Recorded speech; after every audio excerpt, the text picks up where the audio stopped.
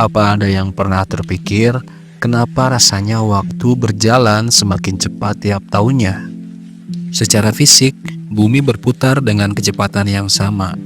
Tapi secara psikologis, kita semua dipaksa untuk berlari. Ada semacam kompetisi yang tidak kasat mata, yaitu kompetisi untuk menjadi yang paling update. FOMO, atau Fear of Missing Out, seringkali dianggap sebagai masalah sepele. Contohnya, sekedar rasa iri melihat teman liburan. Padahal secara psikologis, FOMO adalah alarm kecemasan yang mendalam. Itu adalah sisa-sisa insting purba manusia.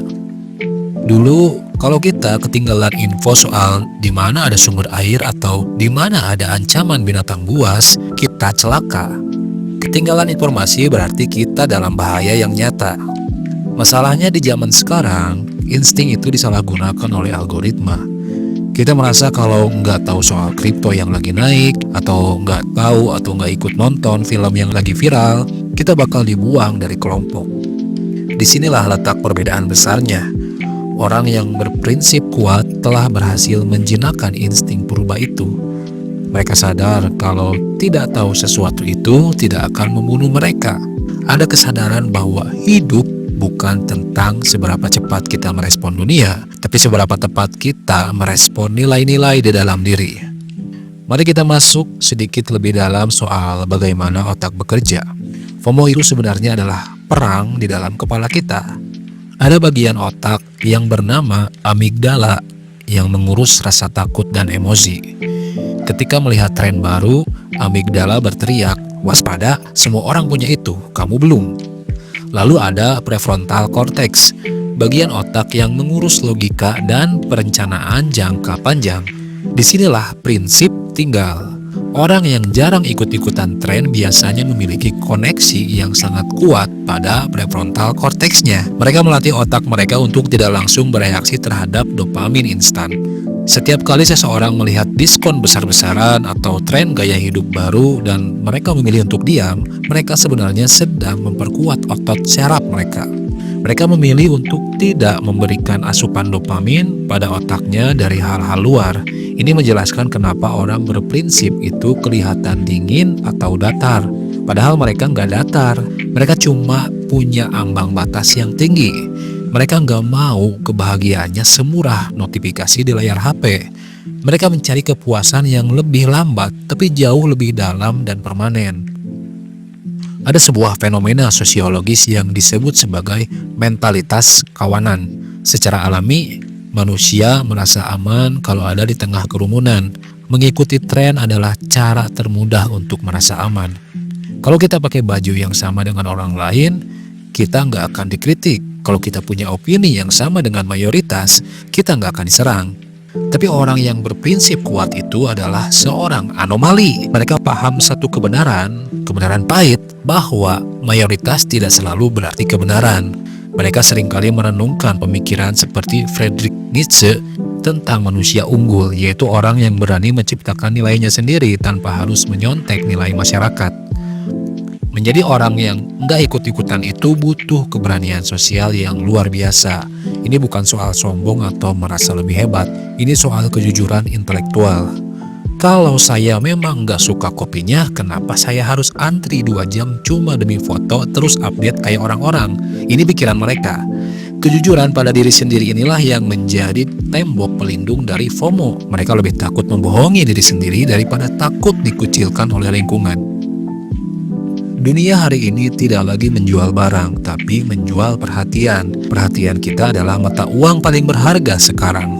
Setiap aplikasi, setiap iklan, setiap tren sedang mencoba mencuri beberapa detik dari hidup kita. Orang yang berprinsip kuat adalah orang yang sangat protektif terhadap mata uang perhatian ini. Mereka memperlakukan perhatian mereka seperti investasi yang sangat mahal. Mereka nggak akan memberikannya secara gratis kepada hal-hal yang nggak relevan dengan visi hidup mereka. Ada konsep bernama JOMO atau Joy of Missing Out. Ini kebalikan dari FOMO, kebahagiaan karena tertinggal. Orang berprinsip merayakan momen di mana mereka nggak tahu apa-apa soal drama terbaru di internet. Kenapa? Karena waktu mereka yang seharusnya dipakai buat mikirin hal nggak penting itu mereka pakai buat membangun sesuatu yang nyata. Bisa itu hobi, hubungan keluarga, atau sekedar ketenangan batin. Mereka memilih untuk miskin informasi sampah agar bisa kaya dalam pemaknaan hidup. Mereka nggak butuh lebar seluas samudra tapi dangkal sesenti. Mereka lebih suka sempit seperti sumur tapi dalamnya tidak terhingga. Pernah nggak memperhatikan kalau orang yang berprinsip itu biasanya punya hubungan yang unik dengan waktu? Mereka nggak merasa diburu-buru. Orang yang FOMO selalu merasa ketinggalan, artinya mereka selalu merasa ada di masa lalu yang dimana mengharuskannya mengejar masa depan. Mereka nggak pernah benar-benar ada di masa sekarang. Prinsip hidup memberikan kita jangkar pada waktu sekarang.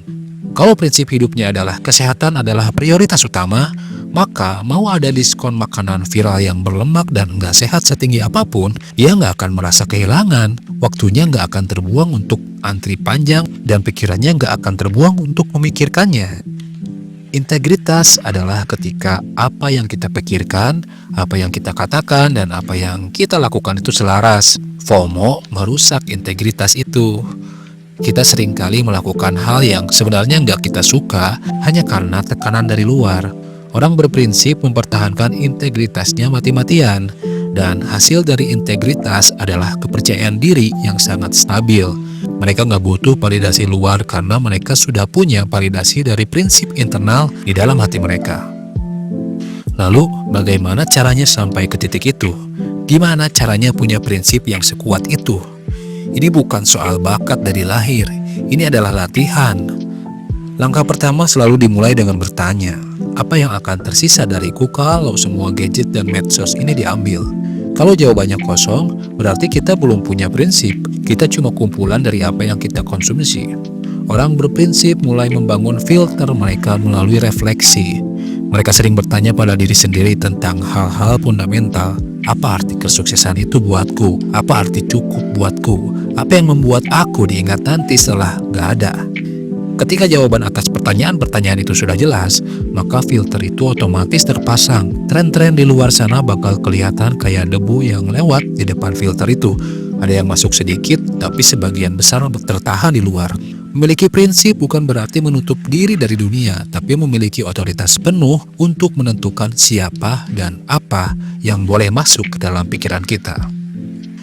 Pada akhirnya, di dunia yang memaksa kita untuk terus bergerak, menjadi tenang adalah sebuah bentuk perlawanan. Di dunia yang menyuruh kita untuk terus membeli, merasa cukup adalah sebuah pemberontakan. Memiliki prinsip adalah sebuah kemerdekaan. Mungkin memang benar orang berprinsip itu terlihat membosankan dari luar. Mereka nggak punya banyak cerita soal hal-hal viral. Tapi kalau kita bicara sama mereka, kita akan menemukan kedalaman yang nggak dimiliki oleh orang lain. Mereka punya ketenangan yang nggak bisa dibeli dengan uang sebanyak apapun atau di-download dari aplikasi manapun. Jadi kalau hari ini kamu merasa sedikit berbeda, merasa nggak cocok dengan apa yang lagi rame, atau merasa ingin berhenti sejenak dari perlombaan yang nggak ada garis finishnya ini, tenang saja, kamu nggak aneh, kamu nggak ketinggalan. Mungkin kamu baru saja mulai menemukan prinsipmu, kamu baru saja mulai menemukan dirimu sendiri. Dunia akan terus berisik, tapi kita selalu punya pilihan untuk tidak ikut berteriak. Mari kita pelihara prinsip itu, sekecil apapun. Karena itulah satu-satunya hal yang benar-benar kita miliki.